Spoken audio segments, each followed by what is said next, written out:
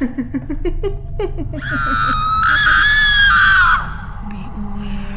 they're everywhere. Jumat Kliwon.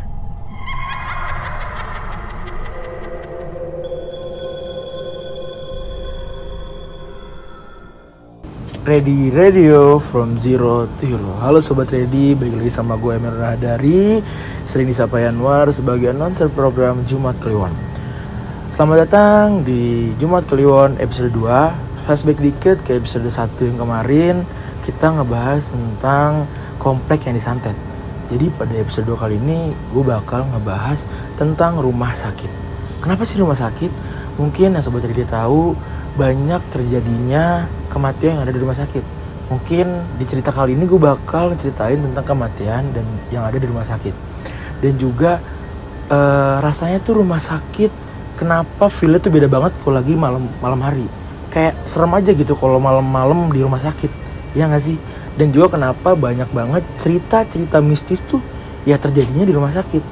Mungkin buat Sobat Ready yang kepo dengan ceritanya, boleh dengerin terus dan stay tune di Jumat Kliwon. Be aware, they are everywhere.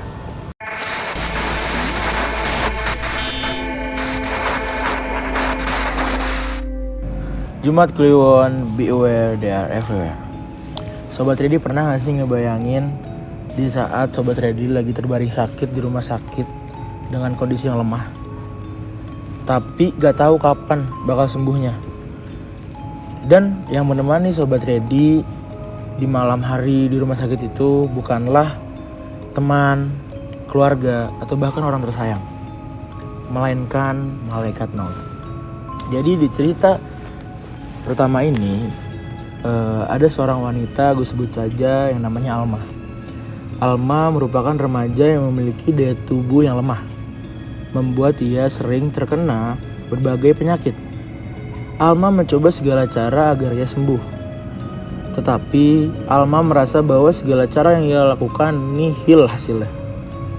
Ia masih saja terus sakit-sakitan, terus dan terus menerus. Alma disarankan oleh dokter untuk menjalani operasi agar mengangkat sakitnya. Sayangnya, dokter menyampaikan mengenai kemungkinan Alma yang bisa saja tidak selamat. Tapi mau tidak mau Alma harus menjalani operasi tersebut.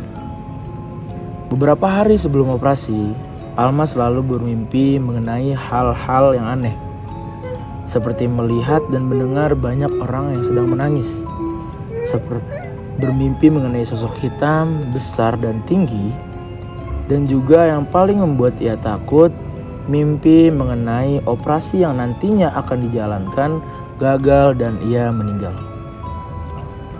Waktu demi waktu berlalu, operasi akhirnya selesai dilakukan. Tetapi apa yang diucapkan oleh dokter terjadi.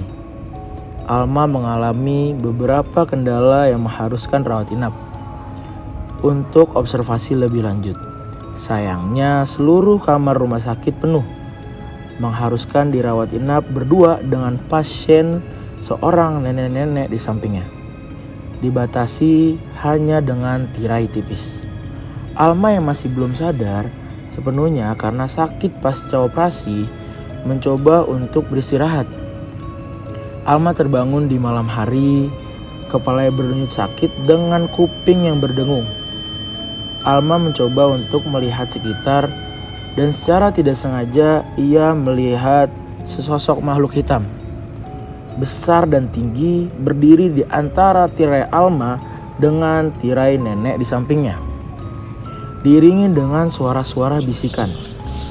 Alma pun sangat kaget, membuat ia tidak bisa bersuara sedikit pun. Ia menyadari dan mengingat bahwa situasi sekarang ini dan sosok makhluk tersebut sangat mirip seperti apa yang dimimpinya. Dalam mimpinya, ia terbaring melihat makhluk tersebut di ruangan kamar. Dan mimpi itu berganti tempat. Ia sekarang berada di liang kubur dengan tangisan keras dari semua orang di sekitarnya.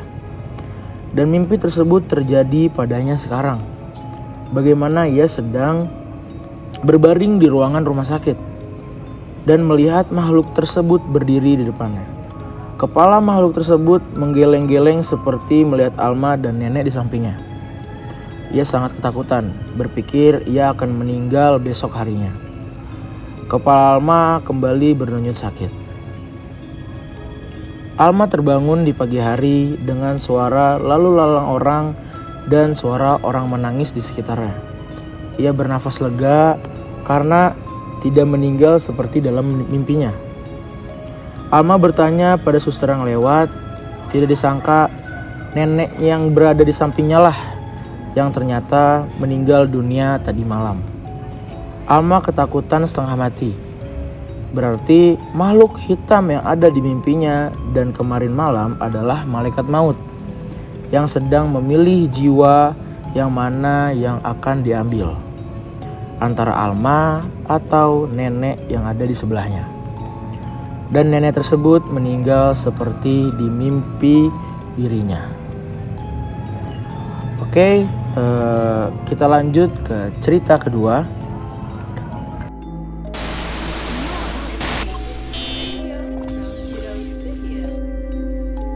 Jumat Kliwon, be aware, they are everywhere.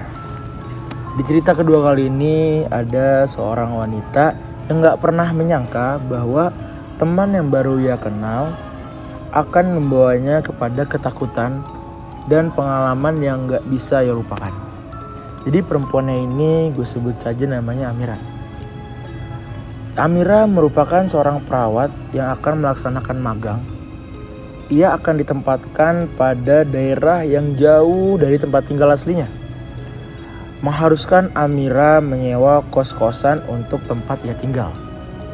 Setelah beberapa waktu mencari, ia menemukan tempat tinggal yang memenuhi kriteria Amira. Tetapi banyak orang yang berkata kos-kosan ini pernah ada yang mengakhiri hidupnya dan membuat kos-kosan berhantu, tetapi Amira tidak cukup peduli karena ia sama sekali tidak mempercayai hal-hal mistis seperti hantu atau apapun yang berhubungan dengan mistis. Menurut Amira, hal mistis itu tidak logis. Seseorang yang takut dan percaya hal mistis adalah orang yang aneh. Hari ini adalah hari pertama ia merasa cemas karena ia belum sama sekali mengenali perawat-perawat lain yang ada di rumah sakit. Tidak ada teman yang bisa menerimanya untuk bekerja. Di hari pertamanya, Amira ditugaskan untuk menjadi perawat pada shift malam, menjaga pasien rawat inap, dan setelahnya ia harus mengecek beberapa ruangan tertentu. Amira berpikir ia akan sendirian karena atasannya berkata ia akan jaga sendiri. Tetapi tidak disangka ada seseorang wanita dengan seragam perawat menghampiri Amira dan berkata, "Aku Risa. Maaf aku telat untuk jaga shift malam. Tapi ada kendala di kosku yang membuat aku menjadi telat untuk sampai ke rumah sakit." Awalnya Amira kebingungan. Ia hanya menyapa dan lanjut untuk bekerja. Amira berpikir tugas kali ini akan sangat membosankan karena ia harus berjalan jauh hanya untuk mengecek semua ruangan. Tetapi karena ada Risa, membuat perjalanan ini menjadi lebih cepat dan menyenangkan. Risa sangat membuat Amira merasa nyaman untuk bekerja di tempat magang barunya. Karena Risa satu ruangan lagi yang belum mereka datangin. Risa sudah tidak tahan dengan sakit perutnya. Belum Amira menjawab, Risa sudah kabur ke toilet. Sambil menunggu Risa, ia mengecek ruangan terakhir. 10 menit Risa tidak kunjung kembali. Amira bingung. Kemana nih Risa? Karena berpikir Risa sudah nggak kembali ke ruangan jaga. Amira pun berjalan pergi. Ketika sedang berjalan, Amira mendengar suara yang cukup keras. Ia melihat sekitar untuk melihat apakah ada benda yang jatuh. Tetapi ketika dilihat, tidak ada sama sekali. Amira tidak takut. Itu suatu hal yang wajar untuk barang bisa terjatuh. Tetapi setelahnya terdengar suara bisikan-bisikan halus di telinga Amira. Ia bingung, ada hal apa yang sebenarnya terjadi. Di awal, Risa tidak kembali dari toilet. Lalu suara keras. Lalu setelahnya sekarang suara bisikan. Amira terus berjalan, makin lama dan makin lama suara bisikan itu semakin kencang. Puncak suara itu berteriak dan membuat telinganya berdengung, membuat Amira berhenti di depan salah satu ruangan. Ia menoleh dan melihat tulisan kamar jenazah. Amira penasaran, kenapa suara berteriak itu datangnya dari tempat yang bertulisan kamar jenazah. Amira mencoba untuk membuka ruangan jenazah tersebut.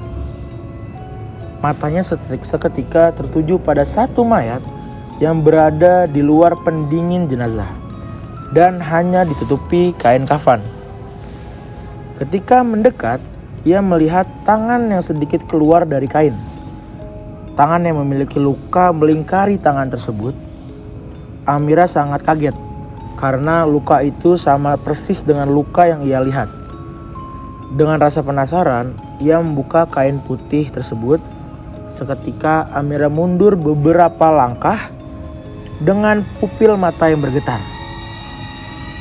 Benar dugaannya, jenazah yang berada di bawah kain putih tersebut adalah Risa.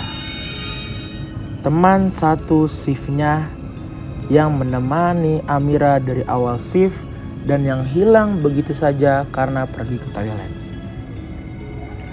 Setelah beberapa hari, Amira baru mengetahui bahwa kosannya kebanyakan dihuni oleh perawat dari rumah sakit tempat ia magang. Dan desas-desus tentang penghuni kos yang mengakhiri hidupnya adalah Risa. Kamar yang Amira tempati sekarang adalah kamar miliknya, milik si Risa. Tempat di mana ia mengakhiri dirinya. Seorang perawat di rumah sakit tempat Amira magang dan menemani shift malam. Risa mengakhiri dirinya karena mengalami senioritas kesenjangan sosial dengan perawat senior yang ada di tempat magangnya. Oke, mungkin segitu cerita dari gua di episode 2 kali ini.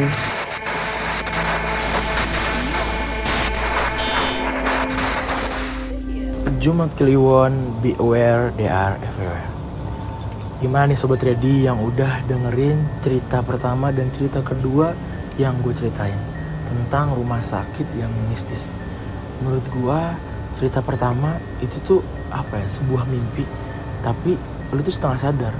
Dan kenyataan menurut gue pribadi, mimpinya itu mimpi dia, tapi setengah sadar, dan dia tuh bener-bener merasakan dan bener-bener melihat sosok si makhluk hitam ini. Itu menurut gue pribadi. Menurut Sobat Ready gimana? Bisa mungkin tulis di kolom komentar. Dan di cerita kedua, menurut gue itu serem banget. Karena lu pernah gak sih ngebayangin lu kerja, lu dapat partner, dan lu kerja bareng partner lu selama seharian, tetapi ternyata partner kerja lu tuh udah meninggal. Gue gak pernah ngebayangin sih kalau misalkan itu terjadi sama gue.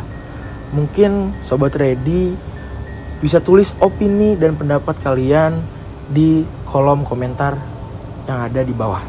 Dan untuk Sobat Ready jangan lupa dengerin episode 2 ini dan episode 1 yang udah tayang di Spotify dan YouTube Ready Radio. Dan jangan lupa untuk follow Instagram Ready Radio Club.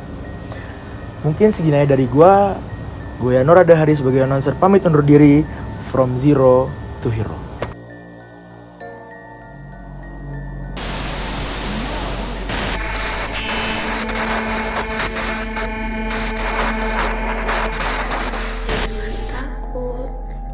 Selalu di sini kok, menemani kamu di Jumat Kliwon.